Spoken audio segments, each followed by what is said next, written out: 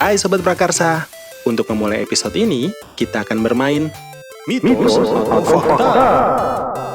Mitos atau fakta, Gen Z adalah generasi yang paling rentan kena masalah mental. Mitos.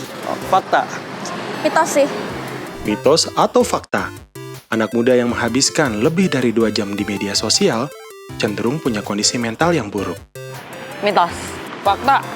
Mitos untuk aku. Mitos atau fakta, perempuan lebih beresiko kena masalah mental daripada laki-laki. Mitos. Fakta. Kalau menurutku mitos. Fakta. Nah, penasaran dengan jawabannya? Tonton video ini sampai selesai ya, karena kita akan mengupas ada apa dengan generasi muda yang dikit-dikit healing ini. Pertama, jelas adalah ngomongin soal awareness orang-orang terhadap mental health. Hanya di kanal Prakarsa ID. Sobat Prakarsa, generasi Z atau Gen Z adalah tumpuan masa depan dan digadang-gadang bakal memimpin Indonesia Emas 2045. Tapi sayangnya, banyak anak kelahiran tahun 2000 sampai 2010-an ini yang mengalami masalah kesehatan mental. Menurut University College London, tingkat depresi Gen Z 2/3 lebih tinggi daripada generasi sebelumnya. Bahkan menurut survei terbaru di Indonesia, sekitar 1/3 remaja kita memiliki setidaknya satu masalah kesehatan mental atau tergolong orang dengan masalah kejiwaan. Jadi bisa dibilang, Gen Z adalah generasi yang paling rentan pada masalah kesehatan mental. Hal ini sebenarnya bisa terlihat dari istilah-istilah yang populer di kalangan Gen Z, seperti healing, FOMO, atau insecure, yang sebenarnya adalah istilah-istilah yang berhubungan dengan kesehatan mental. Sebetulnya ngetren tuh ada beberapa hal ya gitu. Pertama, jelas adalah ngomongin soal awareness orang-orang terhadap mental health. Jadi awareness-nya memang sedang meningkat.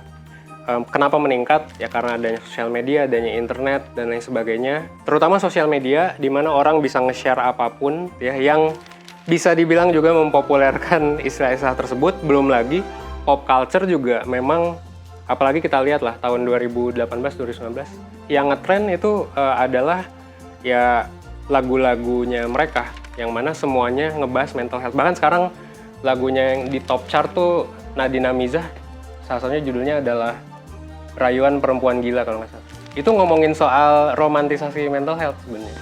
Nah ini yang meromantisasi malah. Jadi kesehatan mental tuh dianggap keren. Kayak, oh iya gue, mohon maaf, misalnya depresi, cutting gitu. Itu dianggap sebagai suatu hal yang keren. Gitu. Ya apalagi dengan banyaknya yang come out ya. Kanye West, ya kan, Marshanda dan lain sebagainya. Di satu sisi, oh iya ternyata banyak public figure yang punya mental issue loh. Gitu. Dan mereka seek help juga. Tapi di sisi lain, banyak juga orang yang nangkepnya kayak asik juga nih kayaknya kalau gue lagi depresi, bla bla bla gitu, bikin karya dan lain sebagainya. Itu gray area yang jarang dibahas sih sebenarnya, si romantisasi ini ya. Pertanyaan berikutnya, kenapa ya teman-teman Gen Z bisa begitu rentan pada masalah kesehatan mental? Apakah dengan segala kemudahan zaman sekarang justru bikin mereka jadi lemah? Kalau kita lihat dari berbagai macam data, kita lihat dari berbagai macam anekdot, kualitatif, kuantitatif, ya emang sekarang lebih gampang stres, gampang anxious, dan lain sebagainya. Nah sekarang Gen Z itu menghadapi tantangan yang berbeda daripada generasi sebelumnya. Jadi Gen Z itu tantangannya bukan perang, itu jelas kita hidup damai selama bertahun-tahun. Gen Z itu hidup aman dan tentram aja. Nah cuman adanya sosmed, adanya internet, digital native-nya itu si Gen Z, ini bikin banyak dari atensi mereka yang terfokus pada yaitu gadget dan juga komputer. Sebenarnya bukan berarti jelek ya, cuman waktu yang biasanya dihabiskan untuk merenung, untuk cerita dan lain sebagainya, ironisnya sekarang justru enggak. Jadi ironisnya memang dengan adanya sosial media dan lain sebagainya malah bikin kita jadi lebih kesepian dalam beberapa hal. Dan bikin kita jadi lebih membanding-bandingkan diri sama orang lain yang cenderung ekstrim ya. Jadi emang apa ya, tantangan berbeda, akses berbeda, knowledge seeking di zaman sekarang tuh sebenarnya bukan mencari malah gitu. Justru harusnya kita lebih banyak mengkurasi daripada mencari. Nah, si Gen Z ini dapat tuh tiap hari dari algoritma yang macam-macam. Ternyata media sosial punya pengaruh besar buat kesehatan mental ya guys. Beberapa penelitian menunjukkan bahwa Gen Z yang menghabiskan lebih dari 2 jam sehari di media sosial cenderung punya kondisi kesehatan mental yang buruk. Buat para sista mesti hati-hati nih. Data penelitian dari McKinsey juga menunjukkan bahwa perempuan Gen Z 2 kali lipat lebih beresiko kena masalah kesehatan mental jika dibandingkan dengan laki-laki.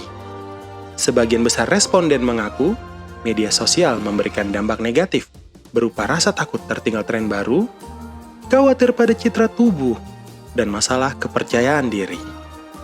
Saya kira sekarang itu kan media sosial menjadi kiblat utama masyarakat. Dan kita tahu konten dari media sosial itu yang disuarakan itu kan jiwa hedonisme. Orang lebih mementingkan kemewahan, kesenangan material. Dan lihat saja itu, public figure itu kan semuanya menawarkan kemewahan. Padahal mereka tidak menceritakan tentang bagaimana mereka berjuang untuk mendapatkan itu. Orang luar hanya melihat ujungnya. Dan tadi karena dia menjadi kiblat, jadi orang akan berusaha untuk memaksakan diri sampai pada posisi itu. Tapi teman-teman Gen Z nggak usah khawatir. Kami punya tips untuk menjaga kesehatan mental langsung dari ahlinya. Tentu saja hal yang amat kritis sekarang itu adalah apa yang disebut dengan critical literacy skill.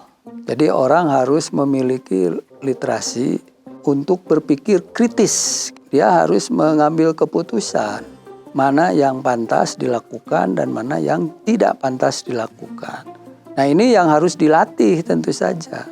Justru seperti sekarang kan kita itu punya bonus demografi.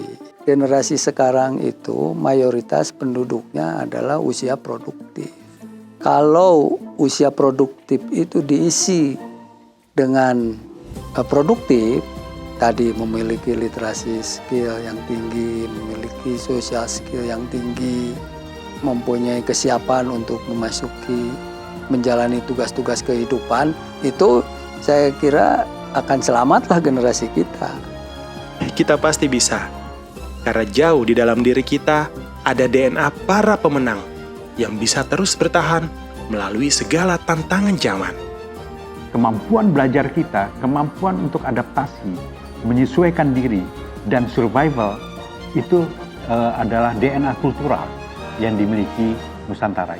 Tidak ada satu komunitas di muka bumi ini itu yang mengalami begitu banyak cobaan, begitu banyak bencana, dan dengan demikian kemampuan untuk melakukan adaptasi dan survival. Kita akan survive, kita akan bisa bertahan, dan kita bisa bersaing dengan negara-negara lain. Jangan lupa subscribe kanal Prakarsa ID untuk konten-konten berfaedah lainnya. Untuk Sobat Prakarsa yang butuh referensi healing, kami punya episode Cara Healing ala Nusantara. Hanya di kanal Prakarsa ID.